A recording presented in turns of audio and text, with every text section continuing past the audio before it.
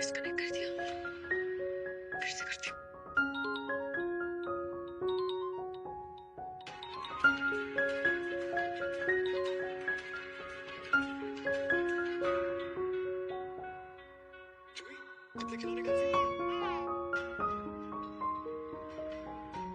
रोजाना वीडियो देखने के लिए चैनल को सब्सक्राइब करना जरूरी है। चैनल को सब्सक्राइब करें, वीडियो चल जाएगा। चैनल को सब्सक्राइब करें, वीडियो चल जाएगा। चैनल को जरूर सब्सक्राइब करें। सॉरी बेबी, क्या आपको स्पॉइल करने के लिए अब आपके पापा यहाँ नहीं है? मैं तो दक्ष हम और खिलौने लेंगे। चलो चलो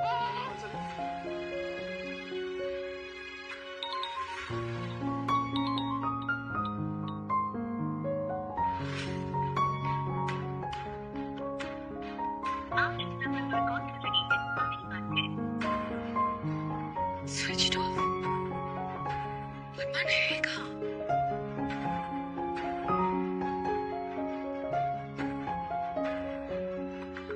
हेलो माँ, वो अरमान ऑफिस के लिए निकल गया है ना?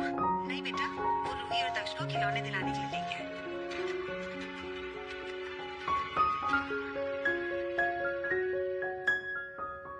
आप बहुत अच्छे पिता हैं सर कि अपने बच्चे के साथ आए।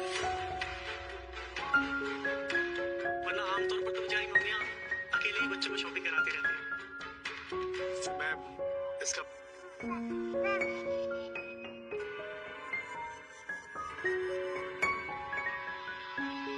अरमान तुमने सुना? दक्ष ने अपना पहला वर्ड बोला। मैं इतने टाइम से टेंशन ले रही थी कि मेरा बेबी अपना पहला वर्ड कब बोलेगा, और आज उसने अपना पहला वर्ड बोला। इसने तुम्हें पापा बोला।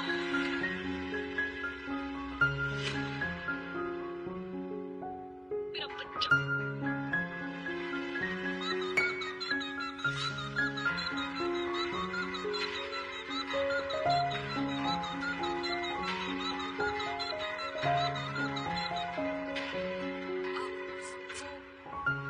रोहित हमेशा दक्ष को यही इसी टॉय शॉप में लेके आता था ना, इसीलिए दक्ष ने अरमान को पापा बोल दिया, गलती से।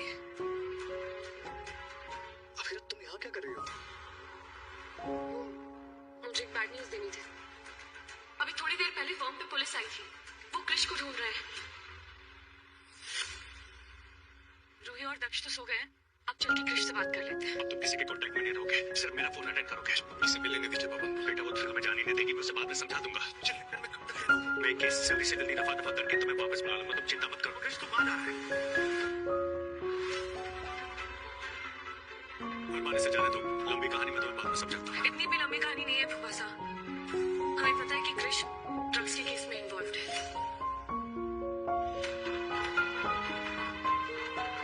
तुम्हें कैसे पता चला? जिस घर में इतने वकील और एक पुलिस वाला हो, वहाँ पे सच्चाई ज्यादा देर तक नहीं चलती। पुलिस वालों की पूरी टीम फॉर्म तक पहुँच गई थी। आपको क्या लगा कि हमें कुछ पता नहीं चलेगा? कृष्ण तुम निकलो, चलो। क्रिस कहीं नहीं जा रहा है। क्या बुआ साहब को पता है कि तुम ऐसे डर के भाग रहे हो? मम्मी, नानी साहब, चारू तू उन्हें क्यों बुला रही है? ताकि वो भी तेरी बुजदिली देखे और तुझे कस के डांट लगाए और रोके। क्रिस जब तूने कोई गलती की नहीं है तो तू डर क्यों रहा है? तू मेरे साथ पुलिस स्टेशन चल और बयान दे। Police station? Krish police station क्यों जाएगा?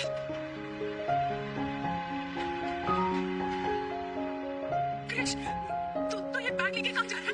बोल ना कृष। क्रिस के कुछ फ्रेंड्स इलीगल सब्सटेंस लेते हुए पकड़े गए थे, ये भी उनके साथ था। ये भगवान,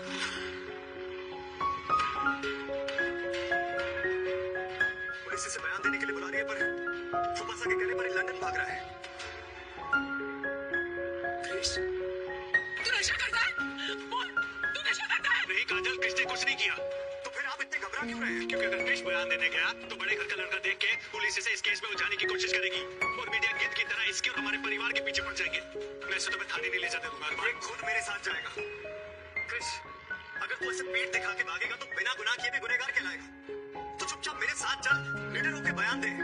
मैं अभी पापा चाचा सा सब तेरे साथ है। अगर मीडिया अपने पे आई ना तो ये सब मिलके तुझे नहीं बचा पाएंगे। बेटा तुम्हारी फ्लाइट का टाइम हो रहा है, मैं भी देखता हूँ तुम्हें कौन रोकता है।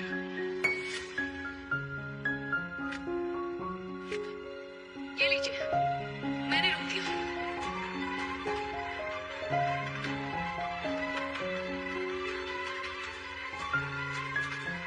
मेरा बेटा अब भी पुलिस स्टेशन नहीं जाएगा। ये आपका बेटा होने से पहले मेरा भाई है और मेरा भाई मेरे साथ पुलिस स्टेशन जाकर बयान जरूर देगा। चल।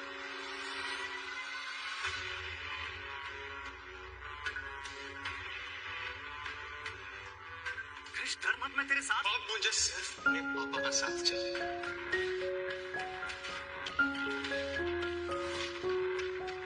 आप सुनिए, आपके पापा जो कहेंगे मैं वही करूंगा। तुझे हो क्या यार? ये तुझे गलत सलाह देगा।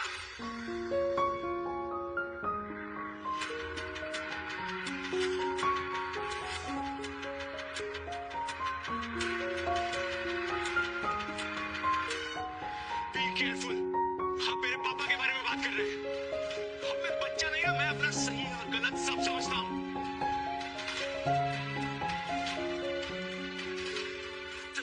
अपने बड़े भाई से ऐसे बात करते हैं? अगर बड़ा भाई ऐसा हो तो हाँ ऐसे ही बात करते हैं मम्मी। और मैं रोहित भैया नहीं हूँ जिनकी सारी बातें मानता रहूंगा।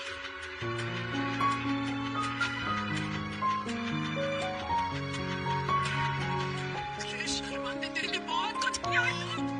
सारे बड़े भैया ये करते, इन्होंने कुछ स्पेशल नहीं किया है। चुप कर जाओ, चुप कर जाओ। मम्मी, पहले मैं इतना मानता था ना कि पापा की सारी सही बातें भी इग्नोर करता था। थैंकफुली मेरी आंखें खुल गई। मैंने पुलिस को 100 बार बताया कि मैं नशा नहीं कर रहा था।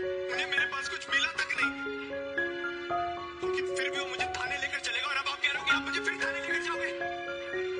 वो सही कह रहे थे कि पुलिस और मीडिया मिलके इस फर्म फैमिली और मेरा हम तीनों का तमाशा बना देगी। इसीलिए मैं थाने तो नहीं जाऊंगा और अब मैं लंदन में नहीं जा पाऊंगा, क्योंकि आप सबके साथ सर खपाने के चक्कर में ना मेरी लंदन की फ्लाइट भी मिस हो गई। Thank you so much.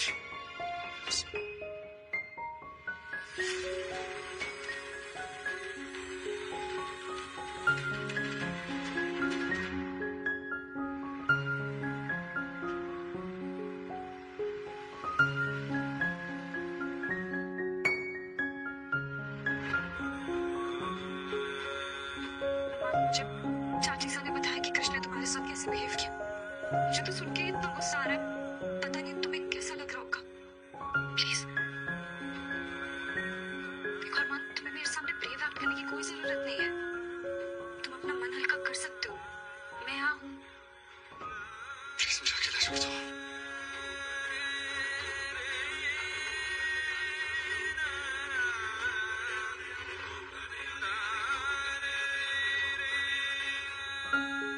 मेरी बेटी, तुम्हारा ध्यान मेरा धीरे बोलो। अरमान अभी बहुत अपसेट है। मैं उससे देखती हूँ। उसने कहा है कि वो कुछ देर अकेले रहना चाहता है। Which means कि वो मेरे साथ अकेले रहना चाहता है। अच्छा मैंने दक्ष को माँ के रूम में सुला दिया है। तुम भी थोड़ी देर रेस्ट कर लो।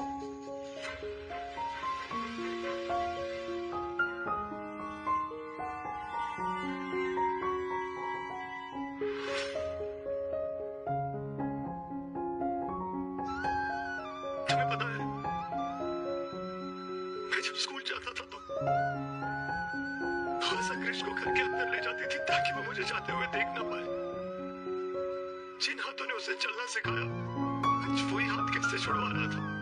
कृष्ण कितना बदल गया है अभी। वो बदल नहीं गया है, बस बड़ा हो गया है। सही गलत में फर्क नहीं कर पा रहा है। और तुमने अभी देखा ना कितना डरा हुआ था वो। पापा साहब उसे इजी वे आउट दिखा रहे हैं। उसे बस थोड़ा वक्त दो, उसे शांत होने का मौका दो। एंड आई एम श्योर उसे सही रास्ता भी दिखाई दे जाएगा। और अपना बड़ा भाई भी। एक भाई को खोने का दर्द सह चुका हूं अभी, अपने दूसरे भाई को। ऐसा कुछ नहीं होगा, उसकी नौबत नहीं आएगी। माँ ने मुझे तो जाने को कह दिया। रमीरा के गले लग के रो रहा है। अगर मुझे और दक्ष को अरमान की फर्स्ट प्रायोरिटी बनना है तो सबसे पहले मुझे मीरा को अरमान से दूर करना होगा। मैंने अबीर को ट्रैफिक एंड डिसेंट करके डिलीट कर दिया है और कह दिया कि रॉन्ग चैट। गुड, अब हम चल के कैफे में बैठते हैं। जब अबीर आएंगे हम तब चले जाएंगे। It's okay. क्या रहा रास्ते बातें करते देखेगा तभी तो वो चलेगा। इनफैक्ट वो मुझे तुम्हारा हाथ पकड़े देखेगा तो वो और चलेगा। नहीं नहीं नहीं, ये सब करने की जरूरत नहीं है। It's okay. अरे बहुत जरूरत है। बिहेवियर से समझा तुम क्या कर रहे हो? वही जो तुम भी चाहती हो। अभी अगर तुमने मुझे हाथ लगाया ना, मैं तुम्हें छोड़ूंगी नहीं, समझे तुम? मेरा भी यही प्लान है।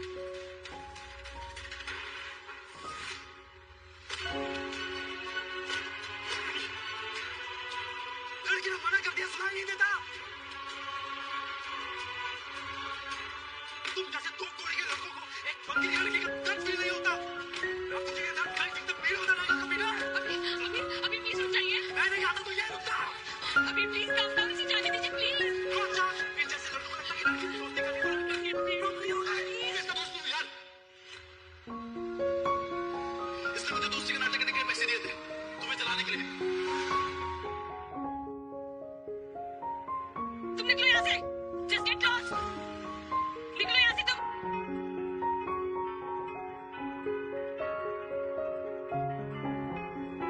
ये क्या बकवास करके गया? तुम क्या कर रही हो कियारा? मैं क्या कर रही हूँ? You know what? Let's discuss कि आप इतने महीनों से मेरे साथ क्या कर रहे हो और किसके साथ कर रहे हो। ओके? चलो चलो मेरे साथ।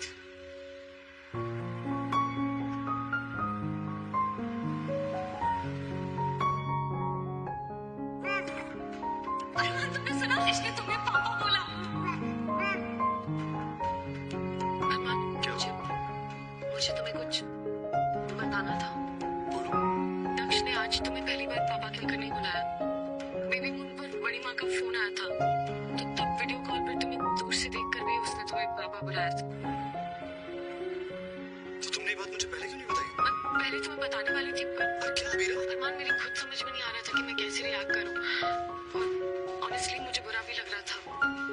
फिर बाद में मुझे गिल्ट फील हुआ। मैं अपने इमोशंस में ही उलझ के रह गई। I am so sorry. Abira, ये इतनी भी बड़ी बात नहीं है, रहने दीजिए ना। आज बहुत ही बदतमीजी हुई, जाने नहीं दी जा सकती। अरमान को मेरे और कृष के बीच में आना ही नहीं चाहिए था। क्यों नहीं आना चाहिए?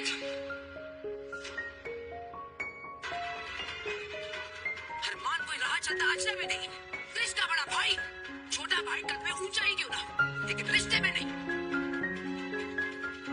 आप चाहते थे कि ये देश के बाहर चला जाए, मुबारक हो। आपका बेटा मर्यादा के बाहर चला गया। इसने अपने बड़े भाई पे हाथ उठाया है। इस शर्मनाक हरकत की तो इसे माफी मांगनी होगी।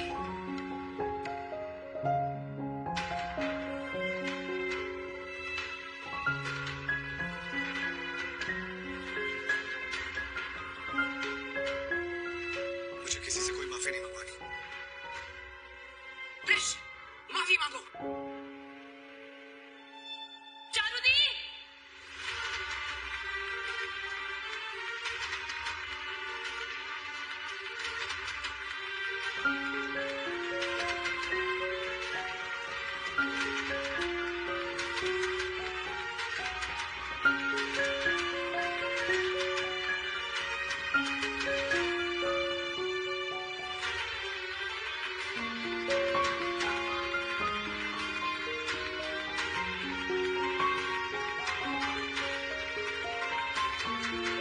अब बताओ चारुदी, इतनी बड़ी बात आपने मुझसे क्यों छुपाई?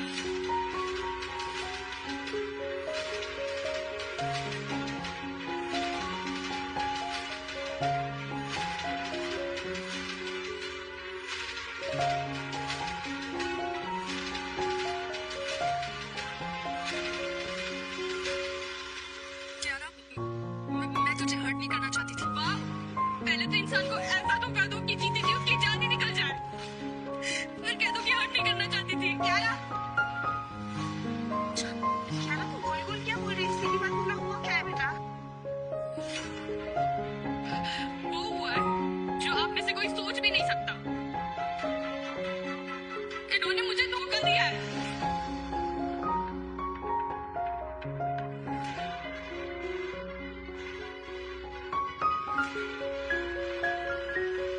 इनकी फ्रेंड ने मेरी फ्रेंड पे चीट किया है, और इन्होंने सब जानते हुए भी मुझे कुछ नहीं बताया।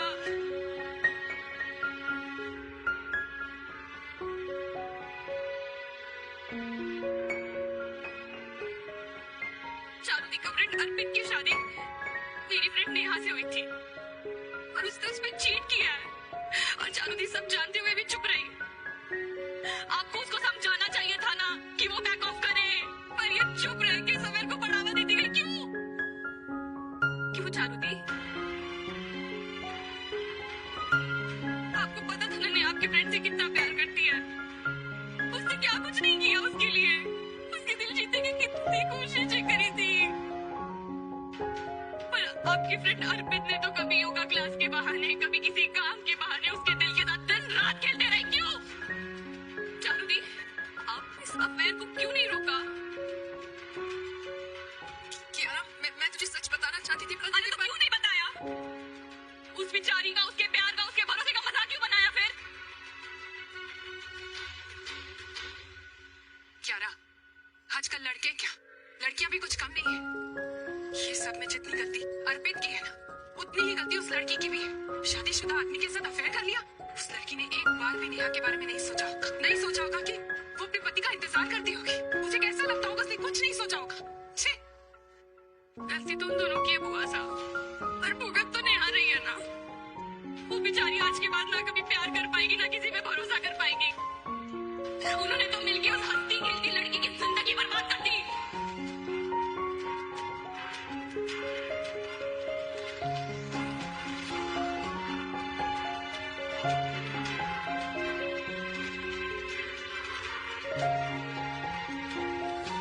बस कियारा, अब इसमें चारू की क्या गलती है? यार अपने फ्रेंड को एक हाथ के बाद रोक थोड़ी सकते हो आप। अपने फ्रेंड से कहें कि वो लड़का उसके लायक ही नहीं है, उसे फौरन छोड़ दे। वो अपने पति से बहुत प्यार करती है भैया। किसी से प्यार करने से ज्यादा जरूरी अपनी रिस्पेक्ट करना होता है कियारा। और सैडली हर लव स्टोरी की हैप्पी एंडिंग नहीं होती है। और तुम्हारी दोस्त के पति ने तो शादी की सारी बाउंड्रीज क्रॉस कर दी, तो वो क्यों शादी निभाए? उसे समझाओ कि वो अपना दिल खड़ा करे और इस नाम की शादी से निकल जाए, सुखी रहेगी। आप ठीक कह रही हो भाभी, अब नेहा को स्ट्रॉन्ग होना पड़ेगा। एक दोस्त के लिए तुम अपनी बहन को इतना सुना रही थी। चारू ने बिल्कुल सही किया कि अर्पित को नहीं रोका, भला ये क्यों किसी और की शादी में दखल दे। करेक्ट दानिशा, चारू भी थोड़ी किसी की शादी में दखल देंगी। क्यों चारू?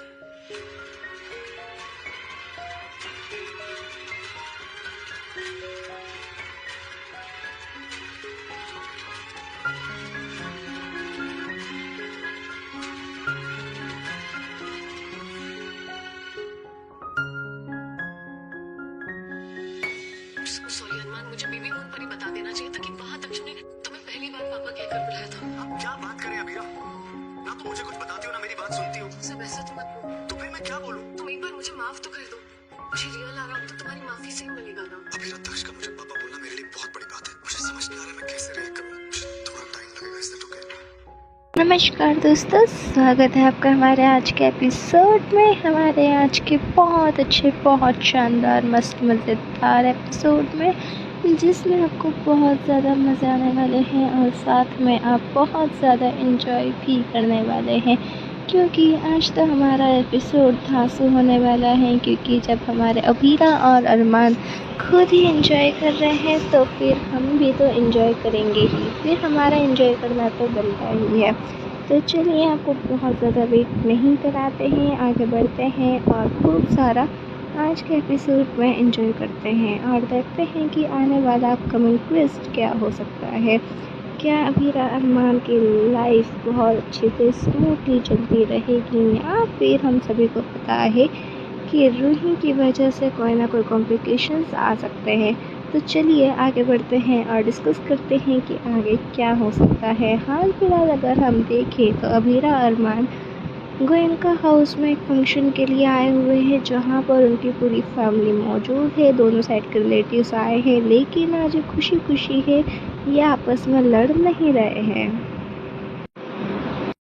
क्योंकि लड़ने का जिम्मा आज किसी और ने उठा रखा है। अगर आसान शब्दों में बात करें तो लड़ने का जिम्मा आज अबीर और कियारा ने उठा रखा है। दरअसल यहाँ पर अबीर को पता चला है कि कियारा अपने दोस्त सम्राट को फंक्शन में बुलाने वाली है। तो अबीर जाता है और अबीर जाकर कियारा से पूछता है कि जो तुम्हारा दोस्त था जो इस फंक्शन में आने वाला था वो अभी तक फंक्शन में क्यों नहीं आया।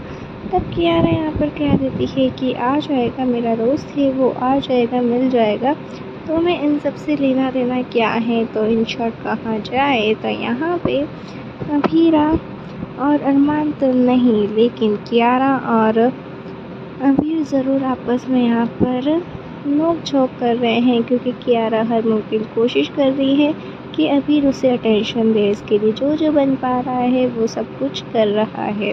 यहाँ पर अगर हम देखें तो कियारा हमें नेचुरली बहुत ज़्यादा खुश दिखाई दे रही है, क्योंकि काफ़ी सारे महीनों के बाद कियारा फाइनली अपने लिए स्टंट ले रही है। हालांकि हम सभी जानते हैं कि कियारा ने अबीर से एक तरफा सच्चा प्यार करा है, लेकिन जब से कियारा को पता चला है कि उसका अपना पति अबीर उसकी अपनी बहन को लेकर उसके ऊपर चीट कर रहा है, तब से वो टूट चुकी है। इस वजह से उसने एक रिवेंज का सोचा है और वो काफ़ी अच्छे से स्टाइल में आई है। तो यहाँ पर कियारा किसी सम्राट को लेकर आती है और अबीर को ये बताना चाहती है कि सम्राट की तरफ कियारा अट्रैक्टेड है, ताकि अबीर उसे थोड़ी सी अटेंशन दे। और ऐसा हो भी रहा है, जो कियारा का प्लान था उसमें कियारा सफल भी हो रही है, क्योंकि सम्राट की वजह से अबीर कियारा को वाकई अटेंशन दे रहा है। तो यही तो कियारा का प्लान था। तो कियारा एक तरीके से पूरी तरीके से अपने प्लान में कामयाब हो रही है। इधर हम देखें तो हमें आज परिवार के हर एक मेंबर के ऊपर काफ़ी ज़्यादा स्माइल दिखेगी, क्योंकि इनके चेहरे पर स्माइल इसलिए है क्योंकि काफ़ी दिनों बाद दोनों परिवारों ने कुछ फंक्शन रखा है। काफ़ी दिनों बाद परिवार में कुछ खुशियों का माहौल हुआ है। काफ़ी दिनों बाद परिवार में खुशियाँ आई हैं और बहुत दिनों बाद ऐसा हुआ है कि गोयनका फैमिली और पोद्दार फैमिली आपस में साथ कोई फंक्शन कर रही है, वो भी बिना लड़े। तो ये तो एक बहुत ही चौंकाने वाली बात होती है, ये हम सभी जानते हैं। लेकिन अगर ये फंक्शन हो रहा है तो देखते हैं, बढ़ते हैं आगे कि इस फंक्शन में क्या क्या हो सकता है। हालांकि हम देखें तो हमें इस फंक्शन में सभी दिखाई दे रहे हैं, सभी लोग यहीं पर मौजूद हैं और इस वजह से हमारी परनानी काफ़ी ज़्यादा खुश है, क्योंकि बहुत दिनों बाद घर में खुशी आई है। तो परनानी यहाँ पर नज़र उतार रही हैं और सोच रही हैं कि इस परिवार की खुशियों को अब किसी की नज़र ना लगे। लेकिन नज़र तो पीछे खड़ी हुई है। अगर हम देखें तो कियारा और अबीर हमें साथ में दिखाई दे रहे हैं, लेकिन वहीं पर हमें इन दोनों के बीच में चारू भी दिखाई दे रही हैं। चारू और अबीर वैसे ही एक रिलेशनशिप में हैं और वो ऑलरेडी कियारा को चीट कर रहे हैं, लेकिन कियारा फिर भी सच्चे दिल से अबीर से प्यार करती हैं और फैमिली से यही चाहती हैं कि अबीर और कियारा साथ में रहे, लेकिन चारू बीच में आ रही है। और अगर चारू ऐसे ही कियारा और अबीर के बीच में आती रही तो फिर गोयनका फैमिली या तो चारू के ऊपर उंगली उठाएगी या फिर अबीर के ऊपर, क्योंकि इसमें कियारा इनोसेंट है। लेकिन कियारा बहुत ज़्यादा देर तक इनोसेंट नहीं है, क्योंकि अगर सम्राट वाला केस इसके ऊपर भारी पड़ा तो फिर ये भी कल्प्रिट साबित हो जाएगी और इसके लिए ही बुरा साबित होगा। हालांकि हम सभी जानते हैं कि इसका इरादा इसके पीछे गलत नहीं है। अगर हम आगे बढ़ें और देखें तो हमारे नए वकील साहब को देखा जाए और सिंपल भाषा में कहा जाए तो हमारा क्रिश, जिसने नई फर्म ज्वाइन करी है, नया वकील बना है और न्यू फॉर्म में आया है, वो भी अपने पिताजी के कहने से। तो यहाँ पर मनीष जी को अपनी हाल पता चलता है कि क्रिश ने फॉर्म ज्वाइन कर ली है। इस वजह से मनीष जी क्रिश को कॉन्ग्रेचुलेट करते हैं और कहते हैं कि तुम भी आने वाले वक्त में एक सफल लॉयर साबित हो और फर्म का नाम आगे बढ़ाओ। यहाँ पर क्रिश को जब मनीष जी बधाइयाँ देते हैं तो मनीष जी तो खुश दिखाई देते हैं, लेकिन न जाने क्यों क्रिश हमें खुश नहीं दिखाई देता है। ऐसा लगता है मानो क्रिश हमसे कुछ छिपा रहा है, लेकिन ये तो वक्त के साथ ही ये रात सामने आएगा, क्योंकि क्रिश जिसे फॉर्म में कोई इंटरेस्ट ही नहीं था वो अचानक फॉर्म में अपना योगदान देने लगता है। ये तो थोड़ी सी उलझी हुई बात रहती है।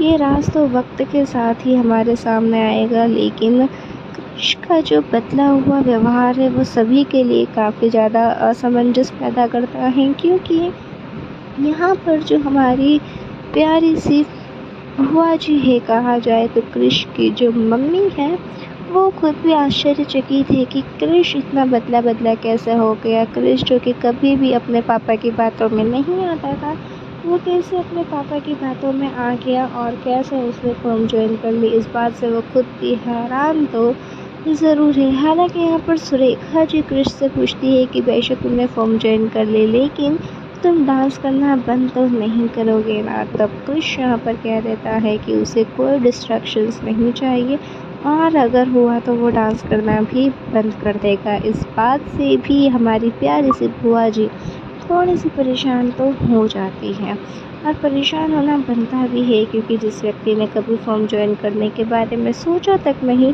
वो फॉर्म ज्वाइन कर चुका है। इस बात से हैरानी बनना तो बनती है। तब यहाँ पर मनीष जी बीच में बोल पड़ते हैं कि अगर तुमने कहा था कि डांस तुम्हारे लिए डिस्ट्रैक्शन नहीं है, तो फिर आज डांस तुम्हारे लिए डिस्ट्रैक्शन कैसे हो सकता है।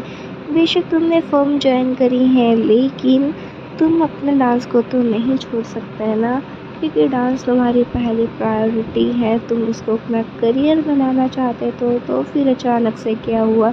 हालांकि कृष जैसे कि हमें कुछ नहीं बता रहा है, वैसा ही परनानों को भी कहा जाए तो मनीष जी को भी कुछ नहीं बताता है और यहाँ पर ये राज उसी के साथ मन में दबा हुआ रहता है। हालांकि पता नहीं कृष कब सबके सामने बात बताएगा कि उसने क्यों फॉर्म ज्वाइन करने के लिए एग्री करा, क्योंकि हमें तो कृष यहाँ काफ़ी ज़्यादा परेशान दिखाई दे रहा है। हालांकि हम जैसा सोच रहे और वैसा कुछ ना हो, क्योंकि हमें पता है कि कहीं ना कहीं कृष को थोड़ा तो ब्लैकमेल किया जा रहा है, क्योंकि कृष अभी हाल फिलहाल अपने फ़ोन की तरफ देख रहा है और सोच रहा है कि अभी तक उसके पिताजी का कहा जाए तो फुफूसा का कॉल क्यों नहीं आया। और अगर हम देखें तो फुफूसा यहाँ पर है भी नहीं, और अगर वो यहाँ पर नहीं है तो वो कहाँ गए हैं, आखिरकार वो हाल फिलहाल कहाँ पर है।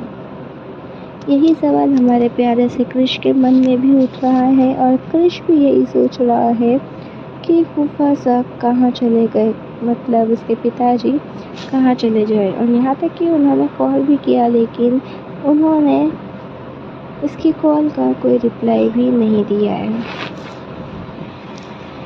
तो ये तो उसके लिए काफ़ी परेशानी वाली बात हुई है कि ना तो वो इसे दिखाई दे रहा है और ना ही वो यहाँ पर है, तो फिर वो है कहाँ पर। और कैसे उन्होंने एक बार कृष से बात करी और कृष फॉर्म ज्वाइन करने के लिए मान गया। आखिरकार फुफासा ने कृष से ऐसा क्या कहा है कि वो फॉर्म ज्वाइन करने के लिए बिना आनाकानी नाकाझाकी के एक ही बार में मान गया है।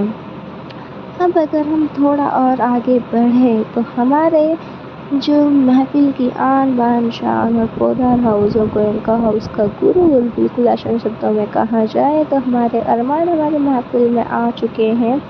और अरमान यहाँ पर काफ़ी हैंडसम, काफ़ी खूबसूरत और काफ़ी ब्यूटीफुल यहाँ पर लग रहा होता है। ऐसा हम नहीं बल्कि सभी घर वाले कह रहे हैं और इस वजह से बड़ी नानी यहाँ पर अरमान की नज़र भी उतारती है और कहती है कि उसे किसी की नज़र ना लगे, क्योंकि आज की पूजा में, आज के फंक्शन में अरमान कहर बरसा रहा है। इस वजह से अरमान को किसी की नज़र ना लगे, वो किसी की बुरी नज़र का साया ना बने, इसलिए परनानी यहाँ पर अपने प्यारे से अरमान, प्यारे से दामाद जी की नज़र उतारती हैं। और बात तो सही है, नज़र उतारना तो बनता है, क्योंकि आज उसे शायद वाकई नज़र लगने वाली है। तो यहाँ पर जो हमारा हैंडसम हिमाल है वो अपनी प्यारी सी बहुत ब्यूटीफुल वाइफ को इधर उधर ढूंढ रहा है, लेकिन उसे उसकी बहुत ब्यूटीफुल वाइफ कहीं दिखाई नहीं दे रही है।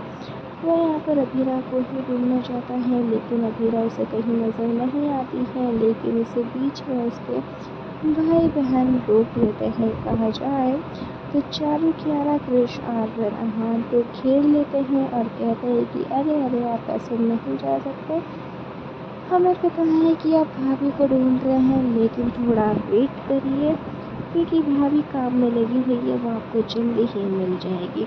इस तरीके से अरमान को ये चारों घेर लेते हैं और काफ़ी ज़्यादा मस्ती मज़ाक यहाँ पर चलता है। और क्योंकि चारों लड़के आराम सामने हैं लेकिन उनके साथ अरमान साथ में है, इसलिए थोड़ी देर के लिए कियारा और चारू भी आपस में दोस्ती कर लेती है। और काफ़ी अच्छे से हम लोग देख सकते हैं कि सभी हंस रहे, गा रहे, गुनगुना रहे हैं। यहाँ पर सभी अपनी प्रॉब्लम्स को भूल कर एक साथ खड़े हैं, एक साथ मस्ती कर रहे हैं, एक साथ मज़ा कर रहे हैं। क्रिश अपनी फ़ोन वाली बात को भूल कर अरमान के साथ मस्ती कर रहा है। कियारा अभी और चारू की रिलेशनशिप को भूल कर वो भी अरमान के साथ मस्ती कर रही है। अरमान तो खुद ही काफ़ी ज़्यादा परेशान है, लेकिन अपने भाई बहनों के साथ वो खुशियाँ बांट रहा है। आर्यन जिसका कॉलेज अभी शुरू ही हुआ है और काफ़ी सारी मुश्किलों का सामना उसे करना पड़ रहा है, लेकिन वो भी क्योंकि अपने भाई बहनों के साथ है, हंस रहा है, नाच रहा है, गा रहा है। और चारू जो कि कियारा और अबीर की वजह से वैसे ही परेशान है, चारू जो कि कियारा से झूठ बोलने की वजह से परेशान है, लेकिन अरमान की वजह से हाल फिलहाल वो भी हंस रही हैं और काफ़ी अच्छे से सभी यहाँ पर मस्ती मज़ाक कर रहे हैं। अब बारी आती है अबीरा को ढूंढने की, तो अरमान यहाँ पर अबीरा को हर जगह ढूंढ रहा है, लेकिन अबीरा कहीं दिखाई नहीं दे रही है। लेकिन तभी कहानी में ट्विस्ट आता है कि अरमान पूछता है रूही के बारे में, और तभी आर्यन और कृष कह देते हैं कि रूही को तो हमने भी नहीं देखा है, शायद वो इस पूजा में है ही नहीं। तब सवाल पैदा होता है कि रूही इस पूजा में क्यों नहीं है। तब कृष या आर्यन दोनों में से कोई ये कह देता है कि शायद ताबिज़ा की वजह से रूही इस पूजा में नहीं है, जिस बात से अरमान को थोड़ा सा बुरा लगता है और उसे ऐसा लगता है कि रूही को भी इस पूजा में होना चाहिए। जितना सभी का हक है उतना ही रूही का भी हक है इस पूजा में शामिल होने का, क्योंकि उसे बात याद आ जाती है अरमान और रोहित की। दरअसल जब रोहित इन सबको छोड़कर जाने वाला था, उससे कुछ समय पहले हम सभी को पता है कि अरमान को एक सपना आया था और उस सपने में रोहित उसे दिखा था और रोहित जा रहा था, पीछे से अरमान ने उसे रोका था। तब रोहित ने रुकते हुए कहा था कि मैं सारे रिश्ते आपके भरोसे छोड़कर जा रहा हूँ और मैं आपसे वादा भी लेना चाहता हूँ कि आप रूही का और दक्ष का हमेशा ख्याल रखेंगे। तो जब अरमान को रोहित को किया हुआ वादा याद आ जाता है, तो अरमान सोचता है कि उसे रोहित को ढूंढना, रूही को ढूंढना चाहिए और उसके चेहरे पर मुस्कुराहट लानी चाहिए, क्योंकि उसने उसके भाई से वादा किया है कि वो हमेशा हर कंडीशन में, हर हाल में रूही को ध्यान रखेगा, रूही का ध्यान रखेगा। रूही को किसी चीज़ की ज़रूरत होगी तो वो उस ज़रूरत को पूरा करेगा और दक्ष और रूही के लिए हमेशा एक सपोर्टिव पिलर बनकर खड़ा रहेगा। तो यहाँ पर वादा निभाने की बात आती है, इसलिए अरमान यहाँ पर रूही को ढूंढने की सोचता है। तब वो यहाँ पर मदद लेता है अपने भाई बहनों की, और अरमान यहाँ पर चारू कियारा कृष आर्यन से पूछता है कि क्या उनमें से किसी ने रूही को देखा है या फिर किसी को पता हो कि रूही कहाँ पर हो सकती है। तब सभी की गर्दन एक के साथ घूमती है कि नहीं, उन्होंने नहीं देखा है, क्योंकि बात भी सही है। रूही तो अपने कमरे में आराम कर रही थी, तो उसको देखने का तो किसी का सवाल पैदा ही नहीं होता है। लेकिन अगर हम आपको बताएं तो रूही के हाथ में एक फ़ोटो है, आंखों में आंसू है, चेहरे पर उदासी, दिल में बहुत सारा गम, ये सब कुछ लिए हुए रूही पूजा के स्थान से थोड़ी सी दूर है, शायद कहा जाए तो गोयनका हाउस के गार्डन में है। और उसके हाथ में एक फ़ोटो भी है जिसे देखकर वो काफ़ी ज़्यादा परेशान भी है। ये फ़ोटो और किसी की नहीं बल्कि रोहित की फ़ोटो है, और रूही यहाँ पर रोहित से पूछ रही है, रोहित के फ़ोटो से पूछ रही है कि रोहित इसे छोड़कर क्यों गया। आखिरकार रोहित को इतनी भी क्या जल्दी थी कि वो रूही को छोड़ दे।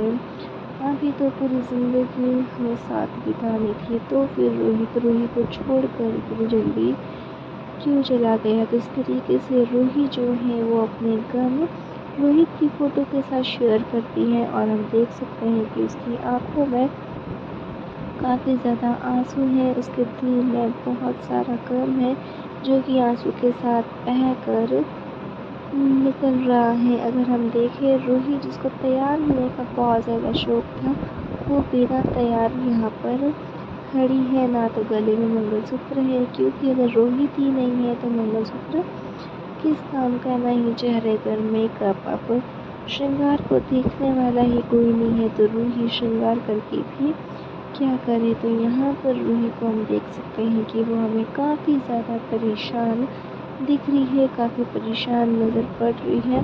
तभी रूही को एक आवाज़ आती है और जैसे ही रूही को आवाज़ आती है वो पीछे पलटती है तो इसकी आंखों में हमें थोड़ी सी चमक देखने को मिलती है, क्योंकि वो आवाज़ और किसी की नहीं बल्कि अरमान की होती है। तो रूही जैसे ही पीछे मुड़ती है उसे उसके सामने अरमान खड़ा दिखता है। और हालांकि रूही की आंखों में आंसू तो अभी भी होते हैं, लेकिन इन आंसुओं के साथ में एक हल्की सी सुकून भरी नज़र भी होती है, जैसे कि मानो उसका सहारा उसके सामने आ चुका है। रूही कतई नहीं चाहती कि वो अभीरा का घर तोड़े, लेकिन उसकी जो फीलिंग्स है वो आउट ऑफ कंट्रोल होती जा रही है। वो अपनी फीलिंग्स को कंट्रोल नहीं कर पा रही है।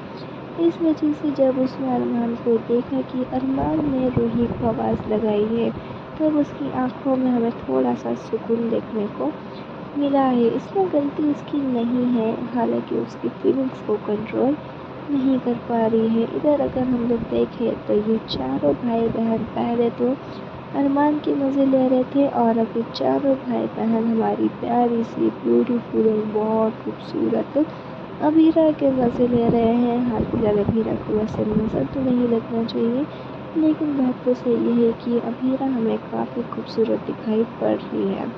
तो यहाँ पर चारों भाई बहन चारों कियारा क्रिश और अभीरा के मज़े ले रहे हैं और कह रहे हैं कि पहले अरमान भैया अभीरा को ढूंढ रहे थे और अब अभीरा भाभी अपने अरमान भैया को ढूंढ रही है। ये दोनों आपस में मिलेंगे तब देखते हैं क्या होता है। हालांकि हाल फिलहाल ना तो अरमान को अभीरा मिली और ना ही अभीरा को अरमान मिला, और अभीरा को इस बात से भी अनजान है कि अरमान जो है वो रूही से मिलने गया है।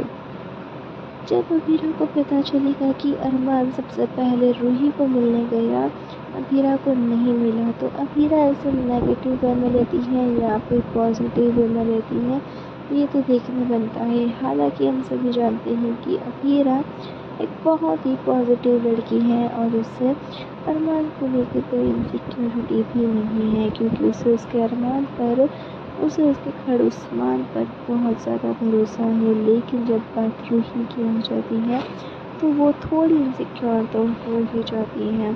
हाल फिलहाल अगर अभीरा को पता चलता है कि अरमान जो है वो रूही के साथ है, रूही को बुलाने गया है, तो फिर अभीरा का रिएक्शन देखने वाला तो होगा। क्या इस बात से अभीरा को प्रॉब्लम होगी या फिर अभीरा एक अंडरस्टैंडिंग वाइफ बनकर, एक अंडरस्टैंडिंग सिस्टर बनकर सोचे कि ये बात देखना बनती है, क्योंकि अभीरा यहाँ पर अरमान के बारे में पूछती है कि अरमान और रूही कहाँ पर है। और जब अभीरा अरमान और रूही के बारे में पूछती है तो चारों भाई बहन मिलकर अभीरा का मजाक उड़ाते हैं और कहते हैं कि देखो भाभी से तो सब्र ही नहीं हो रहा है, क्योंकि उन्हें उनके पतिदेव से मिलना है और उनके पतिदेव तो यहाँ पर उसके भाई की दुल्हन के साथ है, क्योंकि उसके पतिदेव तो यहाँ पर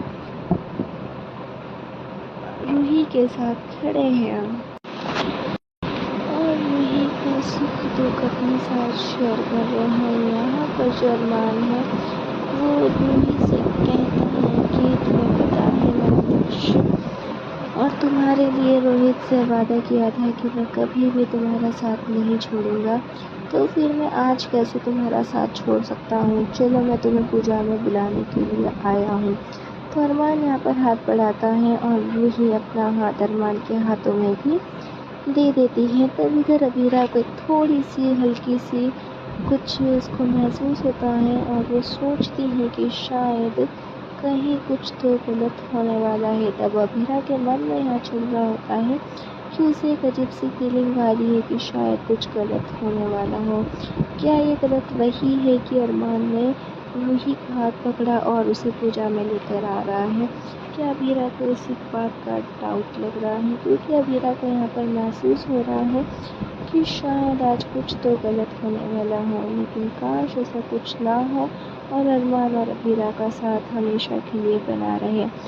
अगर ऐसा कुछ होता है तो अभीरा और अरमान का रिश्ता फिर से यहीं पर आ जाएगा जहाँ से उनका रिश्ता शुरू हुआ था, जहाँ पर रूही अरमान के साथ थी। रूही अरमान की एक्स गर्लफ्रेंड के रूप में उस हाउस में थी और यहाँ पर फिर से उनका रिश्ता उसी कगार पर आ जाएगा जहाँ पर रूही अरमान और अभीरा के रिश्ते को तोड़ने की कोशिश कर रही थी। अगर ऐसा कुछ होता है तो इसमें सब कुछ वैसा का वैसा ही रहेगा, सिवाय एक चीज़ अलग रहेगी कि उस टाइम पे अरमान अभीरा को आपस में प्यार नहीं था और इस बार अरमान और अभीरा को आपस में अथाह प्यार है। तो शायद ये उनके रिश्ते में किसी और को नहीं आने देंगे। इधर अभीरा पूछती है कि रूही कहाँ पर है, तब अरमान कहता है कि वो रूही को लेने ही गया था और वो रूही को लेकर के भी आ चुका है। यहाँ पर पूरा घर और पूरा रिश्तेदार देखते हैं कि अरमान जो है वो रूही को लेकर आया है। तो यहाँ पर सभी आपस में बातें करने लगते हैं और कहते हैं कि रूही को इस पूजा में नहीं आना चाहिए था क्योंकि ये सुहागनों की पूजा है और सुहागनों की पूजा में इसका क्या था। इसके पति को गए हुए भी कुछ समय हुआ है कि ये यहाँ सुहागनों के बीच आ गई है, इसे ऐसा नहीं करना चाहिए था। इस तरीके से वहाँ पर काफ़ी सारे लोग रूही को काफ़ी कुछ सुना रहे होते हैं, काफ़ी कुछ कह रहे होते हैं और सभी यहाँ पर सुन रहे होते हैं। लेकिन बड़ी बात यह है कि अगर सभी यहाँ पर रूही को इतना कुछ सुना रहे हैं तो क्या अरमान और अभीरा ये सब कुछ चुपचाप सुनते रहेंगे?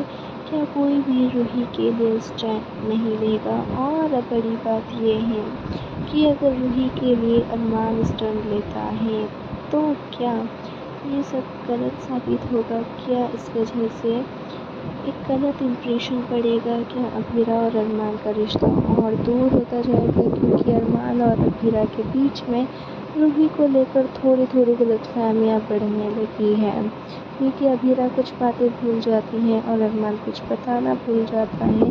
अगर ऐसा ही चलता रहा तो शायद रूही की वजह से उन दोनों के बीच में दरार आ सकती है। हालांकि हम आशा करते हैं कि ऐसा कुछ ना हो, लेकिन अगर ऐसा हुआ तो फिर कहानी बिल्कुल ही नए मोड़ पर चली जाएगी।